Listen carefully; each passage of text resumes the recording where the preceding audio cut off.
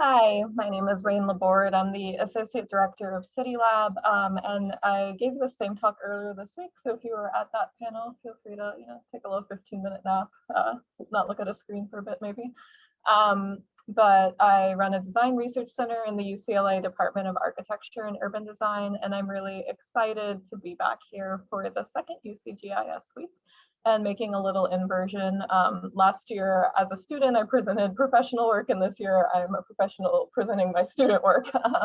And who knows what next year will bring. But specifically, what I'm sharing here is part of my capstone research for the UCLA Masters of Urban Planning degree, Living Landscapes, a new approach for including unhoused Angelenos in park space and programming.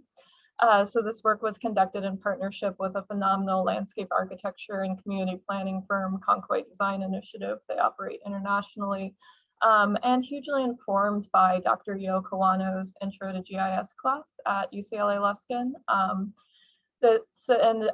This work really started by analyzing occurrences of park-based encampment reports in Los Angeles. As you'll see, a lot of what I'm doing here is utilizing Jupyter Hub and Python for data science analysis. But I think that the questions that are posed here, the way the data was analyzed and the particular data sets all open a lot of opportunities and provocations for GIS scholars. Like most of my work, Living Landscapes really takes an abolitionist approach to public space, asking how rather than calls for securitization and criminalization, we can consider services, mediation, new ways of living together in community. I'm particularly interested in ideas of how to restore the commons to our stripped back neoliberal and these like pay to play public spaces in terms of design and activation, all of this in service really of low income and unhoused neighbors. As Los Angeles grapples with a housing crisis and the growing upheaval wrought by the COVID-19 pandemic, public parks in particular are a really clear site of contestation. They're also a communal site of leisure, of protest, of play, and increasingly of living. Parks really show us a cross-section of all of these complicated relationships that mold our urban lives, and that tension is especially prevalent in relationships between housed and unhoused individuals, particularly as that translates to perceptions of safety, sanitation, and comfort, really coded language. So this project questions how reimagining the role that parks play in community may become an opportunity to provide increased access to services for both housed and unhoused neighbors, and questions if accepting and supporting the necessary presence of encampments can lead to positive reform of park use and perception. The broader work questions tendencies to divorce issues of unhoused living or dwelling from housed living or visiting within the park setting, and instead asks how the needs of all park users can be met while promoting safety, compassion, and dignity. But that really starts in understanding who is living in the parks and where. So this stage of the work was developed between September and fall and December 2020 throughout the fall, and predated really significant and punitive policy changes across the city of Los Angeles that were targeted at breaking up encampments and disappearing unhoused Angelenos from public life, which I'll discuss at the end of this presentation in hopes that some of you maybe are interested in taking up the baton on similar and far more ambitious data science for social and spatial driven justice work. This research on occurrences of park-based encampment reports in Los Angeles really analyzes reports made to the Los Angeles 311 call center from 2015 to mid-December 2020 within park areas. Los Angeles 311 is a reporting center for non-emergency city services. 311 users can call, text, write via an app or website to make service requests and connect with a wide range of city services.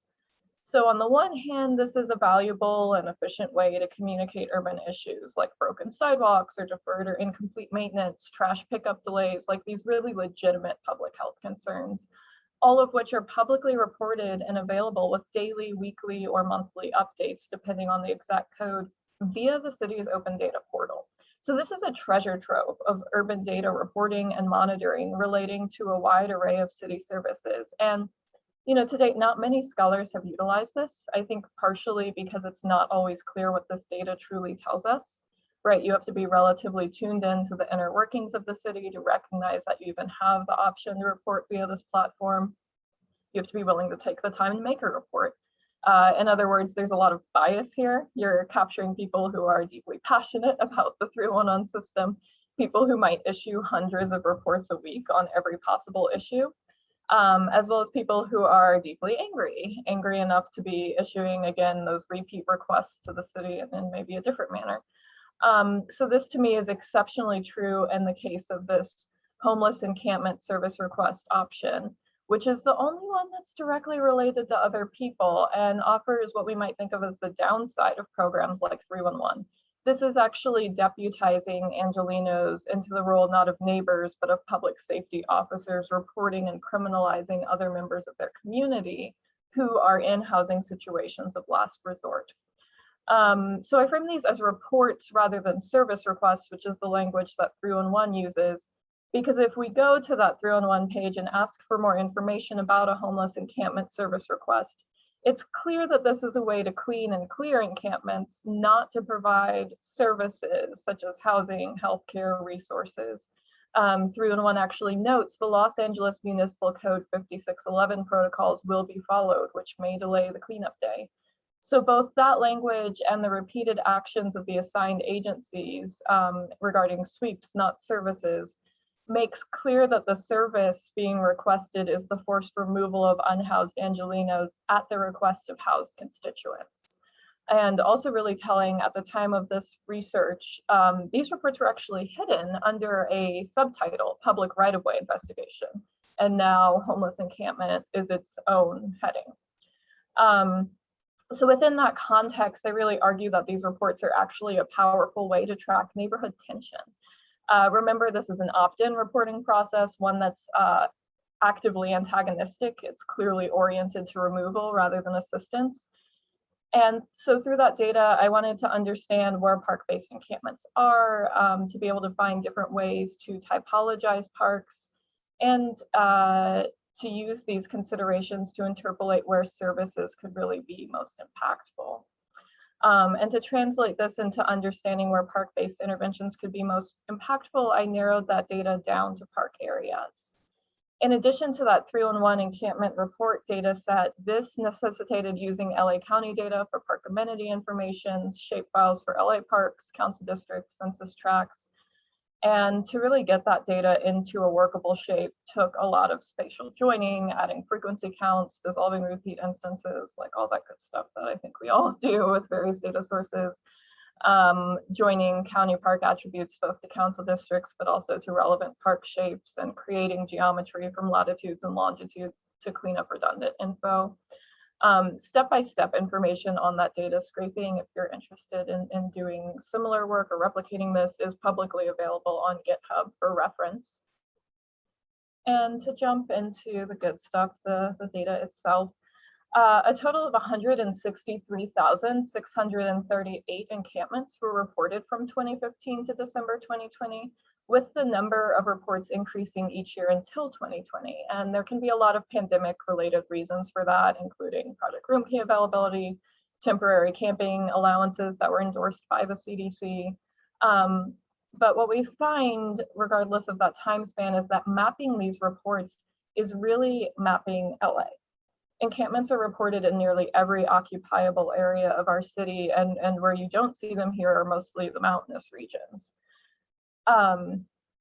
Overall concentrations are in somewhat expected areas if you've been to LA or live here: downtown, Hollywood, secondary nodes in Venice Beach and the Valley. And to give a similarly broad overview of the parks that we're talking about, there are 425 parks in Los Angeles actually, but nearly a third of them are park nodes that are less than a quarter acre, or pocket parks, which are much more traditionally park-like, but still very small and not really ideal for service provision because you'd be taking away green space. So I actually discounted these park types in further research to focus on the larger ones. On first joining together parks and encampment reports, park-based encampment reports made up less than 3% of all reports. But really looking into the mapping and digging into the data showed a great number of inconsistencies. There were lots of reports that were on the park fringes that weren't being included. And half of all reports noted in the data that they used approximate or unverified locations. So I used a half block buffer to account for that approximation and boundary issue. You can see here. To account for those fringes for people reported as living in cars on the edge of the park, the fact that addresses are usually inputted as location markers, meaning that the reporter or answering agency will shortcut finding a park address by inputting the address of the closest building instead. So this buffer accounts for those inconsistencies while also acknowledging this is a project oriented towards impactful service provision, which park adjacent encampments would also benefit from. And that raises the number of park area encampment reports then over 500% to 17% of all reports.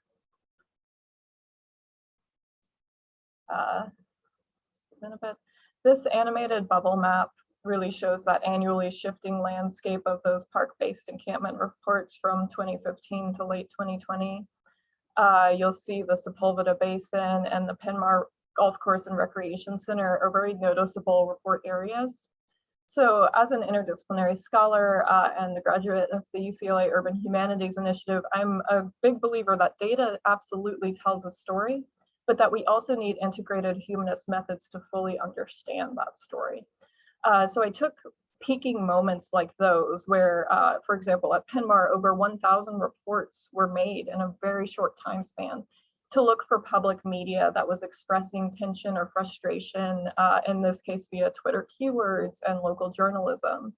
A more sophisticated data scientist might actually try to scrape meeting minutes from public agencies. That's a bit above my skill level, or in the case of manual searching, my time capacity, but certainly an idea for future work. In this case though, Twitter and the local news really came through.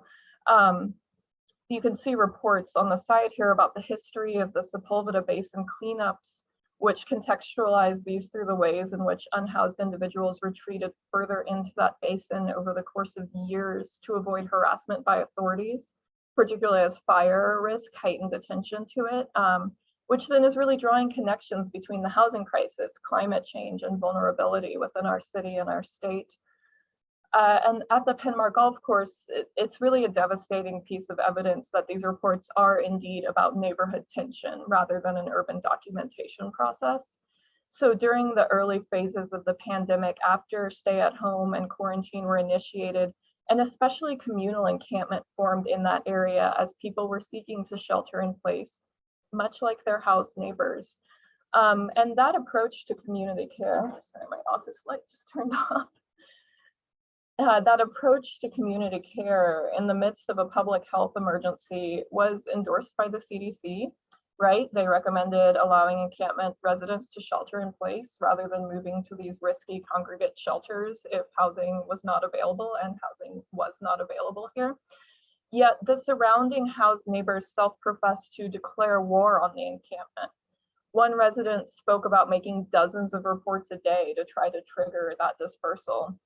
And so this data is a means of quantitatively tracking those efforts for displacement, and also some of the only evidence that this encampment ever did exist, and the extent to which it existed, because it was successfully displaced despite CDC guidelines.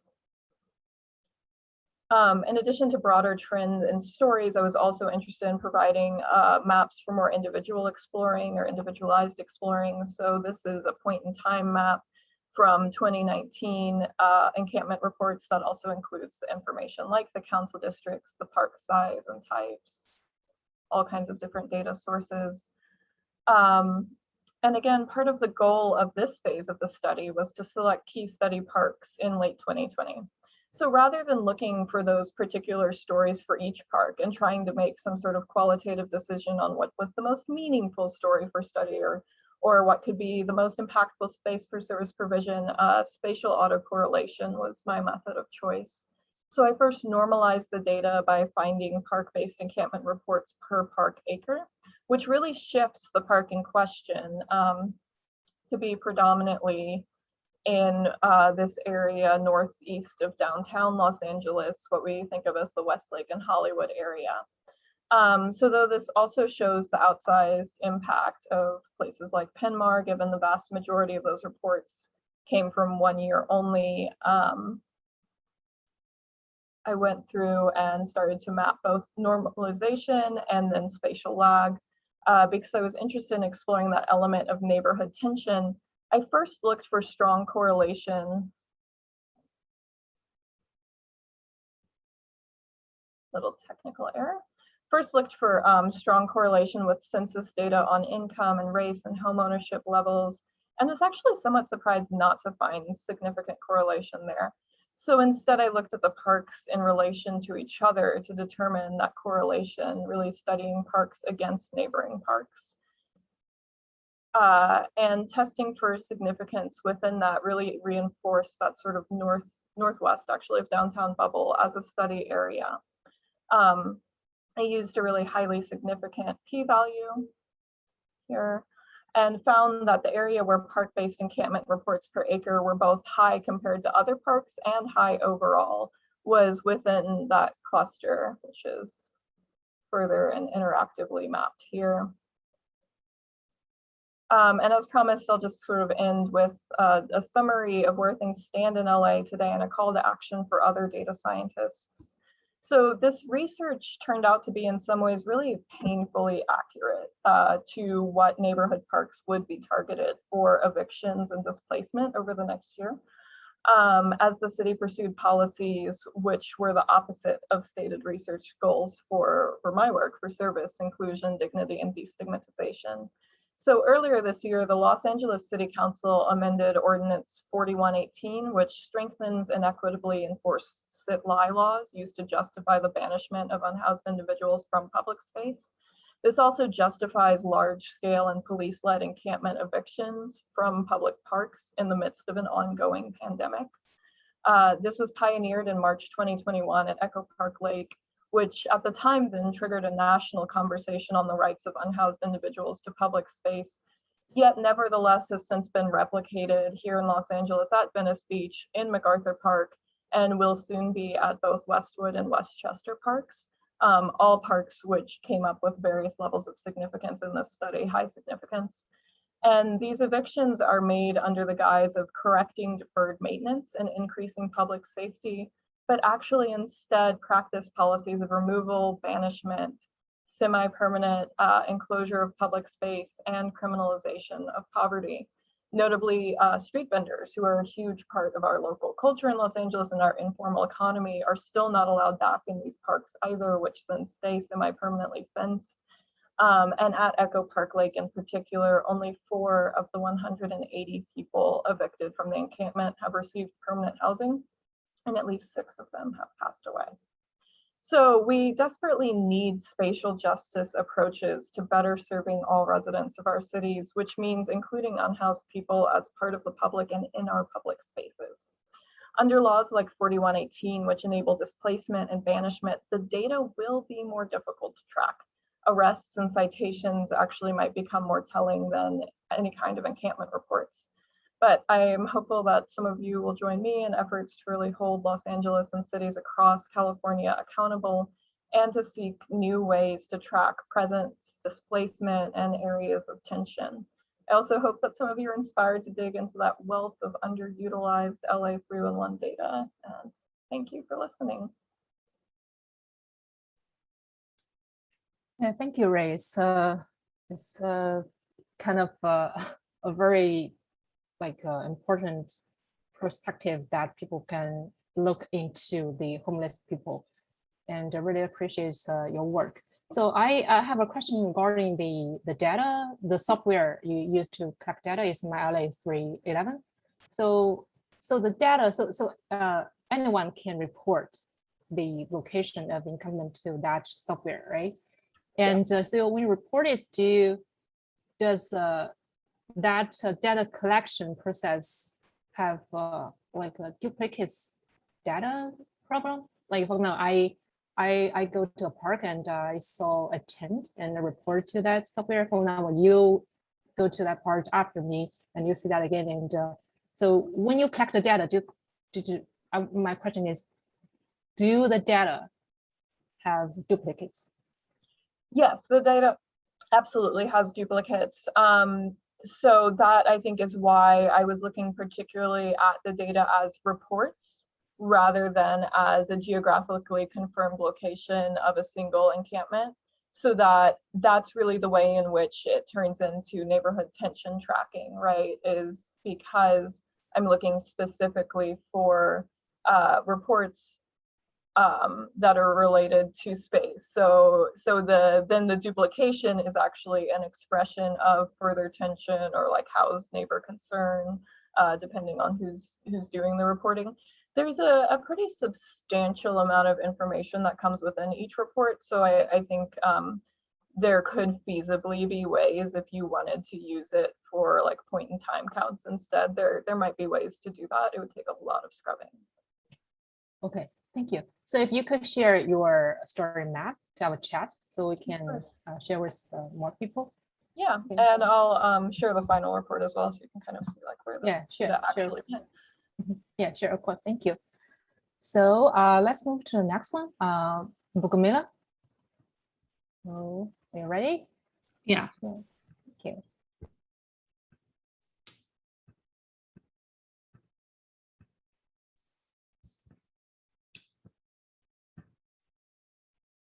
Cool. Hi, I'm Bogumila Backiel. I am a GIS analyst at UC Davis working in urban and landscape ecology.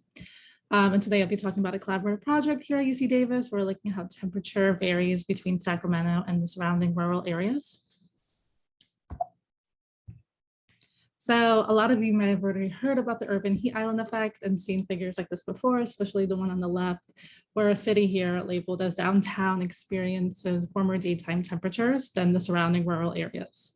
And the urban heat island effect is well documented, mainly in cities like Boston, shown on the right, which are located in more temperate climates.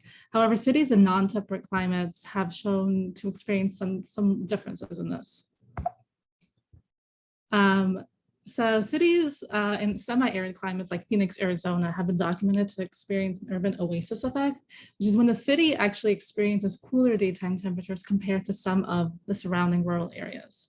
And so this can be seen on this right-hand image, looking first on the top red line, which shows temperatures at 5 p.m. And you can see that urban is warmer than the surrounding residential areas, but it's almost equal in temperature to agriculture, and it's cooler than the surrounding desert. But if you look at the blue line, which is 5 a.m. temperature, you can see that urban is the warmest compared to all of them. So this oasis effect has also been documented in other cities in arid and semi-arid regions. So what does this mean for cities like Sacramento? In Sacramento here, we have a Mediterranean climate. So this means that the total amount of rain Sacramento gets falls somewhere between a desert and a temperate system. So Sacramento has a distinct dry season.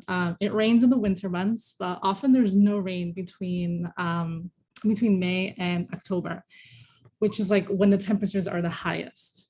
In addition to this, the land surrounding Sacramento is very diverse, and it's heavily dominated by two types. So agriculture right here on your left, and then these grasslands on your right. And so because of Sacramento's Mediterranean climate and this diversity in land cover surrounding Sacramento, we wondered, does Sacramento exhibit an oasis effect rather than an urban heat island effect? And so we asked a few questions, including how does temperature in Sacramento compare to the surrounding dominant land covers, specifically the grassland and the agriculture that we just saw? And are there diurnal and seasonal influences in temperature across these land covers? So to answer these questions, we first have to measure temperature and define their study areas. So we use remote sensing techniques to measure temperature using data from MODIS. So MODIS captures land surface temperature, LST, twice a day, once at night and once in the day at a kilometer resolution. And to create our study areas, we used a variety of data sources. So to create our urban study area, we used shapefiles of city boundaries. And then to create our agriculture and our grassland study areas, we use land cover and crop cover data sets. So here's a map of our 3 study areas. In the middle is our urban area and encompasses cities from Sacramento up into Roseville. On the left, we have our agriculture, our cropland study area, and this includes crops from rice, walnuts, sunflowers, alfalfa, etc. And on the right, we have our grassland study area. All 3 polygons are really similar in size, or all around 60,000 hectares. And then this aerial image just really shows just that diversity surrounding Sacramento. We have this intensive agriculture that is west of the city, and then we have grasslands that are dominating the western side of Sacramento. So our study period for this project was 1 year. We started in October 2020 and ended our data at September 2021. So for each week of this time period that had little to no rain, we created a weekly median land surface temperature image, both for day and nighttime. So in total, we had 29 weeks of temperature data for the year, which with most of this data falling within summer and spring. And so here is our 3 study areas again, and one of those weekly median land surface temperature images. And so this is daytime temperature for the week of July 19 to the 25th of 2021. And you can see red showing higher temperatures and blue showing cooler temperatures. And so looking at this, we were very interested to see how that temperature changes across the years in these 3 different study sites. So basically what we did, we calculated the mean temperature and the standard deviation within each of these study areas and graphed them over time. So this graph is showing how temperature changes over time in our study region. On the y-axis, we have LST, which is land surface temperature in Celsius. And on the x-axis, we have week of year separated by season.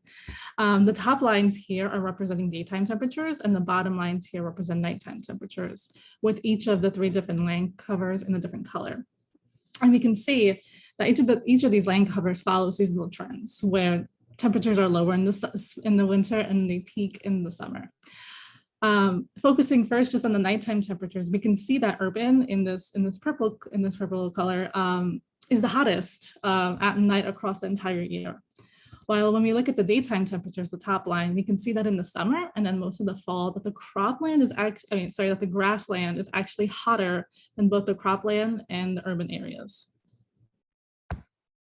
So looking at the same data, but we aggregated the points to box plots by season, we compared temperature between land covers within each season during the daytime.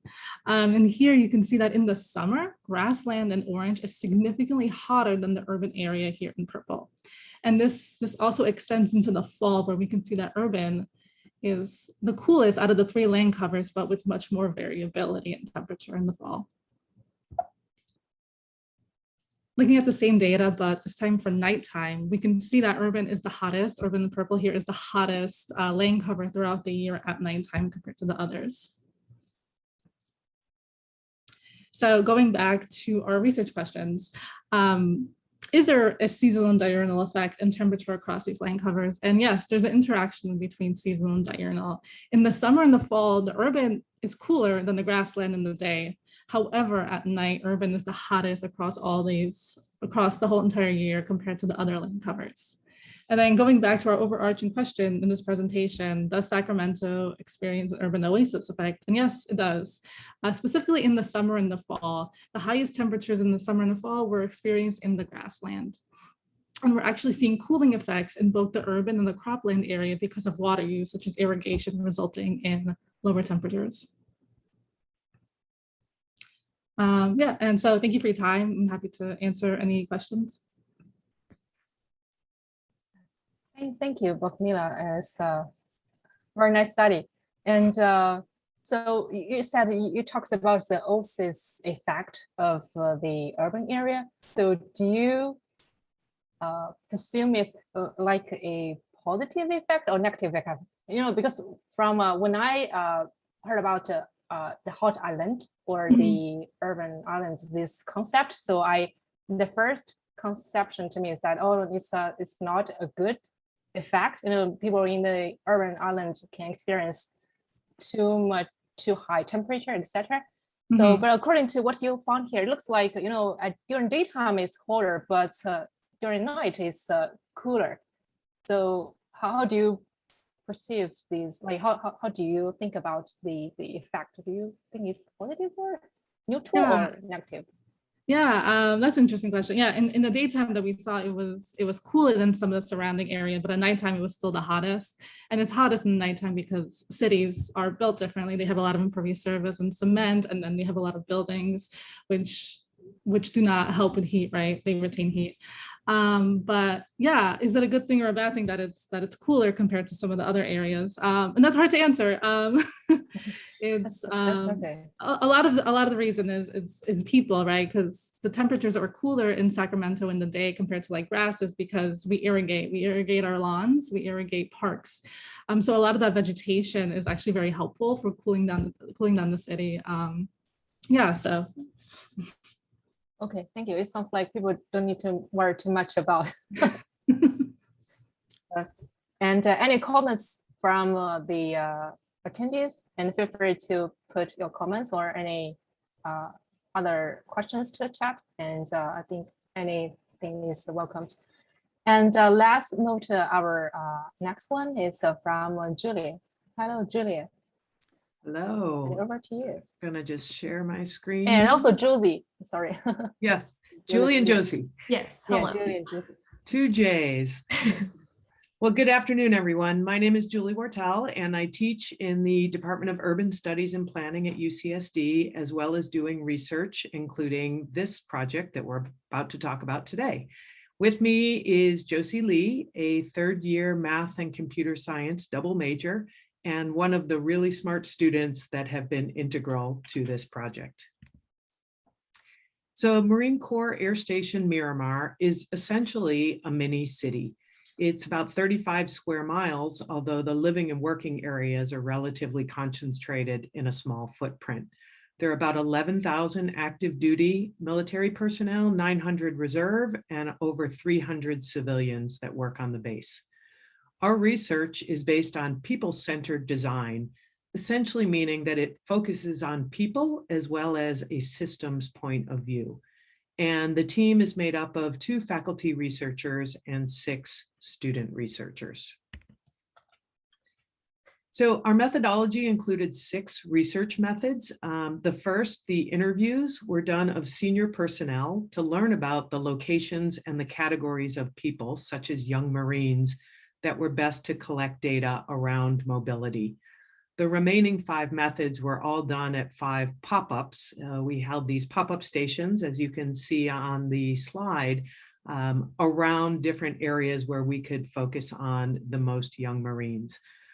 The number 2, watch activity tracking, is what Josie is going to talk about. So I'm going to skip to the next one. The pop-up survey related to transportation and mobility, and were asked of 15 Marines. The next one, the pop-up sticky board, as seen in the picture, included the Marines' views of a potential shared van or electric vehicle being brought onto the base. Number 5, the pin map, was a detailed paper base map where Marines put pins, and then we later digitized for places that they frequent for both personal reasons and work reasons. And lastly, the dial, also shown on the slide, it's done during an interview, and a Marine is asked about activities and locations during a 24-hour period. With that, I'm going to turn it over to Josie.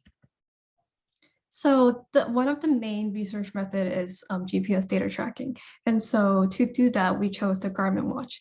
We distributed about the Garmin watches to about 18 participants and collected a total of 25 days worth of data. And so the data we first collected from the Garmin watches are in the format of XML, and to integrate it onto ArcGIS Online, we want it to be in CSV format. And therefore, we put it, I used Google Colab to process those data. And so the first thing we did was convert it into a data frame. Then we put it through a machine learning program. And what this program does is it classifies the mode of transportation for each data point. And there are 3 transportation modes. So the first is walking, the second is driving, and the third is biking. However, because no one liked wearing the watches, we just got walking or driving data. And so after we put it through the machine learning program, we actually had to clean the data a bit. And so I broke down the time into just the date and the hour only. And then after that, I used the date to classifying the date into different day of the week. And so this is important because we want to know what if certain Marines visit certain location during the weekends or the weekdays. And for the hours, I was able to classify them into the time of day. So there are evenings, morning, and afternoons. And this is also important because we want to know like if there's certain roads and location that they take more often during the afternoon or the morning. And so after that, there's also the destination classification. I wrote a program to classify a data point to see if it's a destination based on how long someone stayed at that data point, that location. And so with that classification, I was also able to know how long they spent at that destination. And so that's the data we have. And after that, I was able to export it as a CSV format. And so the first step of getting the data into ArcGIS Online is just putting it on a map, just having all the data on there. And right now it looks really messy because it is just the raw data of just classified into the different mode of transportation. However, we don't use this map, and this just is a concept, but you can see that on the outskirt of the map, there's more blue data, which means driving, which makes sense because on those roads, no one really walked on there. However, there are walking activities near the center of the map. And so because that data was not, that map wasn't very useful in understanding how they go around the base, I broke that down into 2 different maps. And this is actually very useful because we can understand how there's a difference in how the transportation works on base. And what's nice is that the base actually provided us with base layers of just the outline of the roads and outlines of the buildings and names of the buildings and the names of the roads. So I was able to just join the data of the walking data and this driving data separately onto those roadways. And we can see that there's different roads that are taken more often by driving data, and there's more walking activity in certain roads. And so on the left-hand side of the map, you can see that there is just a lot of activity in the center of the map for driving. However, on the right-hand side, if you look into the left bottom corner, there's a lot more walking activity there. And so there is a clear difference in how people go around the base. And besides just looking at the mode of transportation, by just looking at the different location data that each data point provides, we can see that there are certain buildings that are most frequently visited. And so those buildings, which are the deeper colors as seen on this map, you can see that like it's more centered in the center of the map rather than the outside. There are some buildings that are visited on the outside, but it's not a lot of them. And you can see that there's 2 layers here. The first layer is the building. The second layer is the roadways. And with just looking at just the location of the data, there's a lot more activity in just this main road and the parallel roads up in the center of the map. And so this is good for analysis because we can understand where we can put pickup location and drop-off location and where there need more accessibility and where we can put the data hub and so on. And so there's one last map that I'm showing today, which is the flight line hotspot. And so the flight line hotspot is basically used because there's no building layers or roadway layers for the flight line because it's just not included in the base map. And therefore I had to use a simple flight line hotspot map for the flight line. But this is nice because we can still see there's a general sense of which location has more activity than the other. And with that, with those maps, we can understand more about how people move in a quantitative way. Yeah. Thank you, Josie. And that was a lot of great info in a short amount of time. We tried to keep it so everyone's not running late, but thank you to the whole research team and to all of you for listening, and happy to follow up with you if you have any other questions. Yes, thank you. Thank you for the great talk. And we have a question from the chat. So what's your machine learning program you use? We created, I didn't personally write it, but one of our coworker created that machine learning program from scratch. And I believe it's using a few different Python packages. And we had some test data and training data, including walking and driving, that we had to wear with ourselves to get that machine learning program to work. Okay, and I have a follow-up question for regarding the machine learning program. So what did you use that for? Oh, to classify the mode of transportation. Just classify. Okay, yeah. To classify the transportation, Mm-hmm. the mode of the transportation. Okay, I see. Yes. So I thought the data, the mode should be recorded from from the government. Yeah, we couldn't do that because the Garmin is a basically a fitness tracking watch, and so they wouldn't know if it's driving or okay. They So would know you're running and so on. Yeah. Okay, so you classify the mode by the speed.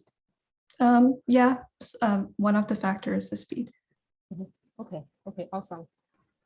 Thank you.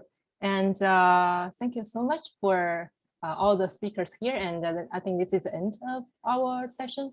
And thank you again for attending our session. And now the last thing I want to share here is I'm going to put an event survey.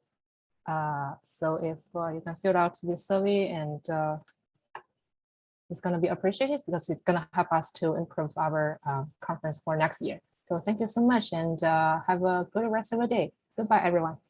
Bye, thank you.